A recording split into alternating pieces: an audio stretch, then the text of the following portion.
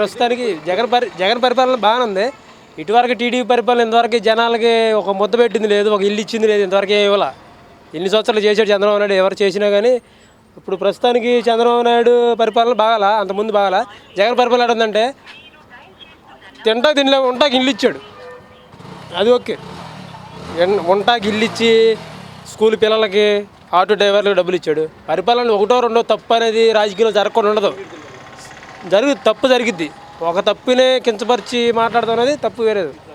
అది పరిపాలన మళ్ళీ వచ్చేపాటికి మళ్ళీ నాకు తెలిసి మ్యాక్సిమం జగనే వస్తాడు. జగనే వస్తాడు. మామూలు ఏంటంటే ఈ పరిపాలన ఒకటి, ఇప్పుడు నీకు నేను రూపాయి పెట్టా, ఆ రూపాయి గురించి నాకు పలానా రూపాయి పెట్టాను నీకోసం నా కోసం ఆలోచిస్తావు నువ్వు.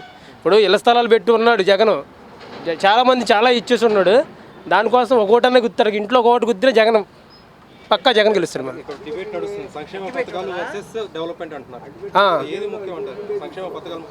ఒకటే సంక్షేమ పథకాలు అంటే పేదవాళ్ళకి మట్టి బాగా చేశాడు జగన్.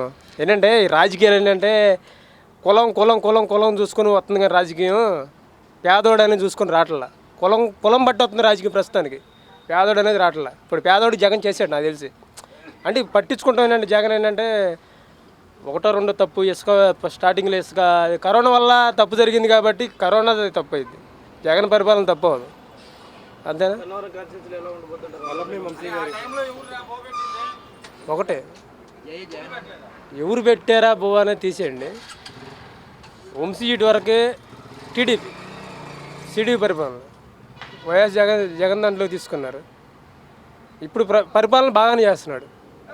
ఏంటంటే నాకు జగన్ అంటే అభిమానం అన్న, మిగతా తీసేయండి. అభిమానం కాబట్టి మేము చెబుతున్నా. మరి పరిపాలన నాకు తెలిసి బాగానే ఉంది. జగన్ గారిని చూసి ఓటేస్తారు, వంశీ గారిని చూసి ఓటేస్తున్నారు. నేను వైఎస్ రాజశేఖర్ చూసి ఓటేస్తున్నాను.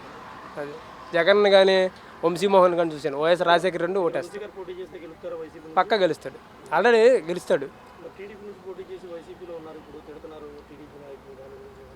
అది ఒకటే మంచి చేస్తారు. ఇప్పుడు మంచి చేసేవాళ్ళు ఎవడైనా తిడతారన్న, ముద్ద పెట్టేవాళ్ళని తిడతారు, కానీ ముద్ద పెట్టేవాళ్ళని తిడతారు, కానీ వాళ్ళు పెట్టరు ముద్ద. అది అవన్నీ తీసేయండి. ఇప్పుడు 3 రాజధానులు అవి మనకు తెలియదు. ఏంటంటే పరిపాలన ఎలా ఉందని చెబుతాను. ఆ రాజధానులు ఎక్కడో రాజధానులు మాకు ముద్ద పెట్టద్దండి. ఎవరు రాజధాని వచ్చే పెట్టదు కదా.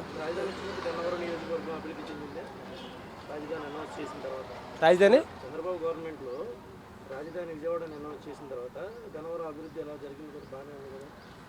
ప్రస్తుతానికి బాగుంది. అదే పరిపాలన ఇది వైసీపీలో గెలిచినట్టయితే వంశీ బేబత్స్గా. అధికారం లేదు కాబట్టి కొంచెం డౌన్ అయిపోయాడు, కానీ అధికారాలు ఉంటే బాగానే గెలిచాడు. వైసీపీలోనే కొంచెం వర్గాలు ఉన్నాయి, చీలికలు అంటే వైసీపీలో నేను నామినేషన్ వేసి వైసీపీ తరఫున నామినేషన్ వేసి వెనక్కి వచ్చిన వాళ్ళు ఉన్నారు. తిట్టుకోవట్లే కొంపలో కూర్చొని. ఇప్పుడు నావాడు నీ తరపున నేను నిలబడుతున్నా, చివరికి వచ్చేపాటికి ఆడు ఆ నామినేషన్ వేసి డబ్బులు తీసుకుని వెనక్కి వెళ్ళిపోతున్నాడు. ఎట్టుండదా మరి? అదే రాజకీయం అంతా. ఓ ముద్ద పెట్టాడా లేదంతే. Okay, thank you brother.